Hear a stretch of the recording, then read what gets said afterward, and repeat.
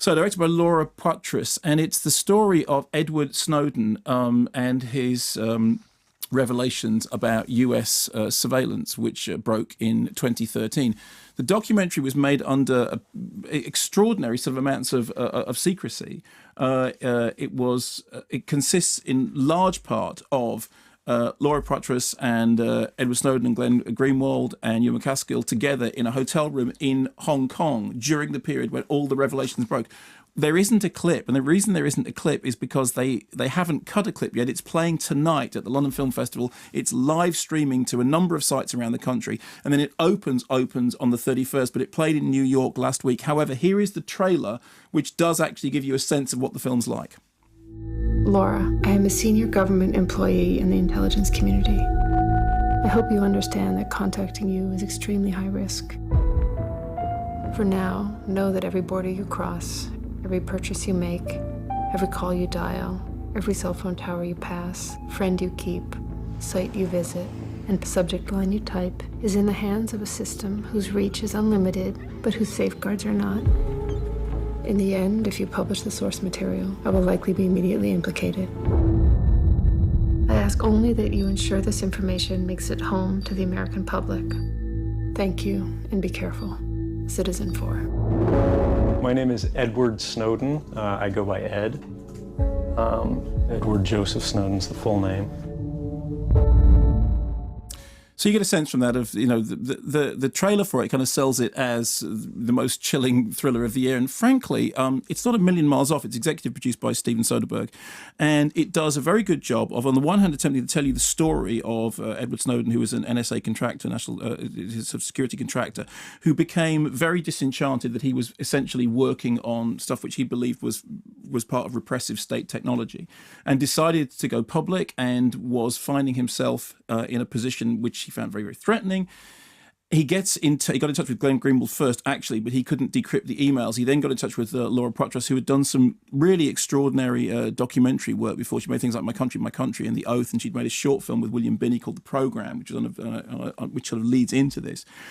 And the whole thing plays out almost like a spy thriller, including, encrypted emails being passed, arrangements to meet in foreign locales where there will be code words, do you know what time the restaurant opens? After which they will, meet at an assigned location. And then the bulk of it plays out in this hotel room during the 8 days when the revelations start to be made public and everything becomes incredibly frenzied outside the world. And they are, meantime, in this hotel room. And at the end of the 8 days, they go their separate ways. Of course, as you know, Snowden goes to Russia.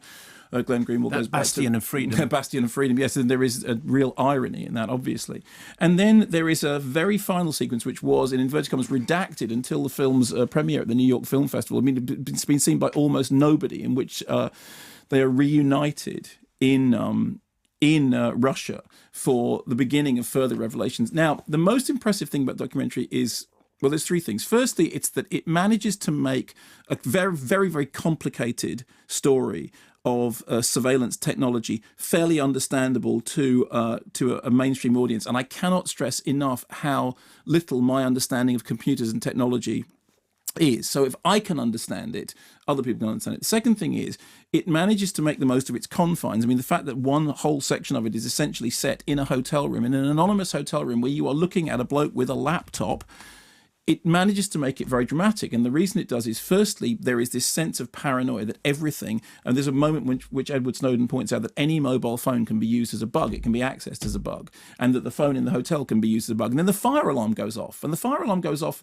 seems weird, and it goes off, and then it goes off again. And you start becoming as paranoid as everybody in the room that something about the fire alarm going off is somehow a way of getting you out of the room so something sinister can happen. There's a moment when he's typing something on his keyboard, and he asks to be passed the mantle of power, which is a cowl which he puts over his head and then drapes over the keyboard so that you can't see what he's doing with the keystrokes. And he says, it doesn't matter, because in the end, all of this is going to be in the idea is that somehow you are now being surveilled so totally that everything you do, even if you think it's utterly private, isn't. And it reminded me to some extent of a film like This Is Not a Film, the Jafar Panahi film, which was made under house arrest in Tehran. It reminded me to some extent of The Internet's Own Boy, the story of Aaron Swartz, who was hounded by the authorities for attempting to make information public. there's a really sort of strange dichotomy at the centre of it, which is, if you look at those films that were made about Julian Assange, The Fifth Estate, which, as you know, didn't go down very well, I liked it more than most people, and We Steal Secrets, the story of WikiLeaks, what they attempted to do was to pick apart Assange's personality on the one hand and what he did on the other hand, because Assange's personality is so overbearing, so egomaniacal, that it's, you know, as Benedict Cumberbatch, I think, demonstrated in that role, that it's about him. Well, in the case of Snowden, or at least as depicted in this film, he's completely the opposite. He seems almost camera shy. He doesn't want to be the centre of any story. But what he does do is he says, I understand that standing up to be counted is important. And he's having these kind of internal discussions about whether or not he should actually be attributed. He understands that the story has to be attributed. It has to understand that it's come from this source, but he doesn't want it to be about him. And it's very interesting how that conflicts with the story of Julian Assange and the story of WikiLeaks, which, as we know, has actually become a story about Julian Assange. Everything else kind of ended up becoming sort of peripheral to it. Meanwhile, we have this very well-done sort of low-key, strange score, suspended chords, these funny industrial kind of creaks and noises and electronic sounds that you can't quite figure out whether they're part of the music or part of the soundtrack. And the whole thing has a genuine brooding at that. By the end of it, you have become convinced that the surveillance industry is completely out of control. I mean, the screening I was in, somebody next to me, their mobile phone went off.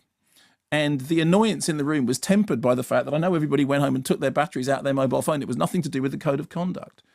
So it's a film made in very difficult circumstances, made by Laura Poitras in Berlin, that has involved, a clear element of risk to the participants involved. But it's a story which is well told.